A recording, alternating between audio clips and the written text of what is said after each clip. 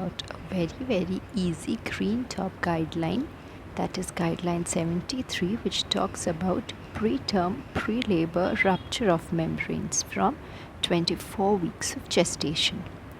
Now here we have a very easy story about a lady who comes to her doctor and tells her that, ma'am, my water is broken and it's early, it's not the time for delivery. Now what do I do? Now the moment she gives this history, her doctor gets very alert with this instrument, which is a Cusco's speculum. Now Cusco's speculum is very important in this scenario because the history that the mother gives and the per speculum examination with a Cusco speculum, if it reveals liquid gushing, amniotic fluid gushing out of the vagina, then the history and diagnosis, the examination does the diagnosis, and this is the gold standard for diagnosis of PPROM. So this is very important to do a per speculum examination in a patient who comes with a history of PPROM. Now, after this clinical history and examination, if the doctor is not confirmed about the diagnosis, then there are 2 more tests that she can do on the vaginal fluid to confirm the diagnosis of PPROM. The first one is IGF-BP, insulin-like growth factor 1. Now, an easy mnemonic to remember this is Indian girlfriend's blood pressure, IGF-BP1. This is something that we have to look for on the vaginal fluid. And another such thing that we can look for is the placental alpha microglobulin 1. Again, we have another mnemonic for this, that is Pinky is an alpha modern girl.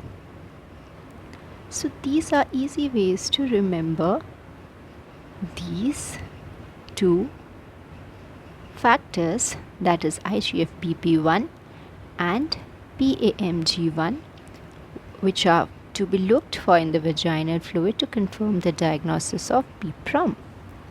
Now, apart from these, there are few more things that the doctor will look for from the mother's history and examination.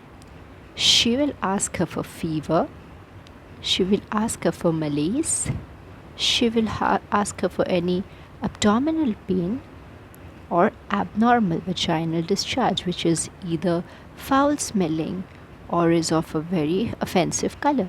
So these are the things that the doctor can ask and get an idea from the woman, from her history itself, regarding the condition she has.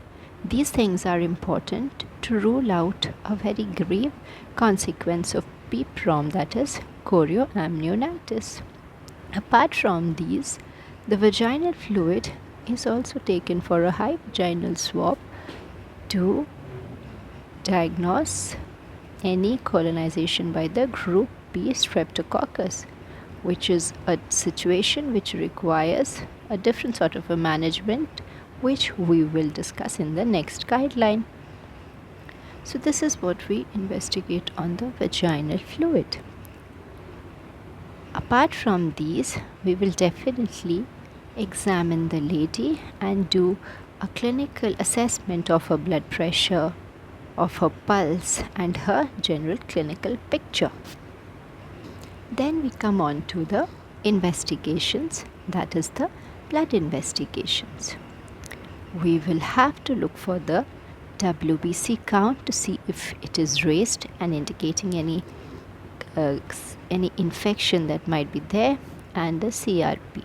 Now CRP and the total WBC count are very important for the diagnosis of chorioamnionitis, because this is something we don't want in case the lady has PPROM, and in case chorioamnionitis is set in, then definitely we have to diagnose it and treat it as an emergency. So the clinical picture, that is of fever, malaise, pulse, BP, pain abdomen, reduced fetal movement, and or any abnormal vaginal discharge, the blood picture, and the CTG picture. We have to do a CTG to rule out any change in the fetal heart rate, fetal tachycardia, or any fetal compromise. So these are the basic investigations that we have to do in a patient who comes to us with a history of vaginal leaking before term. Now, if the above investigations are inconclusive, then we observe the woman and consider repeating the tests. And in case the diagnosis is not confirmed, we can tell the woman to go back to the previous schedule and come back and report in case she has any further symptoms. Now, these days, nitrazine test is not recommended for the diagnosis of PPROM, and there are no studies to confirm the use of USG or ultrasound for the diagnosis of PPROM, although a lycohydramnios may be useful for supporting the diagnosis of PPROM.